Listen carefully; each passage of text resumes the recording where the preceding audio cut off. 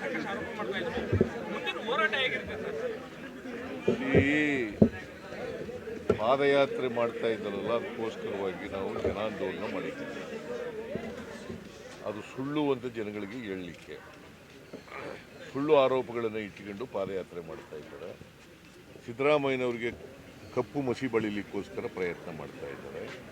ಈ ಸರ್ಕಾರವನ್ನು, ಜನರ ಆಶೀರ್ವಾದದಿಂದ ಬಂದಿರತಕ್ಕಂಥ ಸರ್ಕಾರವನ್ನು ಡಿಸ್ಲಾಡ್ಜ್ ಮಾಡಲಿಕ್ಕೆ ಪ್ರಯತ್ನವನ್ನು ಮಾಡ್ತಾ ಇದ್ದಾರೆ.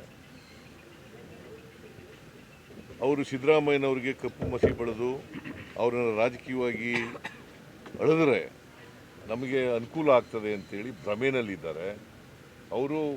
ಅವರ ಹಗರಣಗಳು ಬೇಕಾದಷ್ಟಿದ್ದಾವೆ. ಅವೆಲ್ಲನೂ ಕೂಡ ಎಕ್ಸ್ಪೋಸ್ ಮಾಡ್ತೀವಿ ನಾವು. ನಿನ್ನೆ ಕೆಲವು ಹೇಳಿದ್ದೀನಿ, ಇನ್ನೂ ಕೆಲವೆಲ್ಲ ವಿಚಾರಣೆಯಲ್ಲಿದ್ದಾವೆ.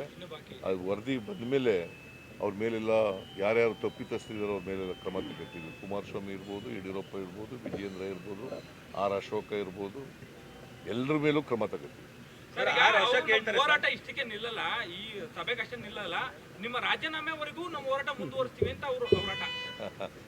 ಈಗ ನಾನು ಇಂಥವಕ್ಕೆಲ್ಲ ಎದುರ್ಕೊಂತೀನ, ಇಂಥವಕ್ಕೆಲ್ಲ ಭಕ್ತಿನ. ನಾನು ಸುಳ್ಳು ಆರೋಪಗಳನ್ನು ಇಟ್ಕೊಂಡು ಪ್ರಚಾರ ಮಾಡಿದ್ರೆ, ಹೋರಾಟ ಮಾಡಿದ್ರೆ, ಈ ಸುಳ್ಳು ಆರೋಪಗಳ ಮೇಲೆ ಮಾಡ್ತಕ್ಕಂಥ ಹೋರಾಟ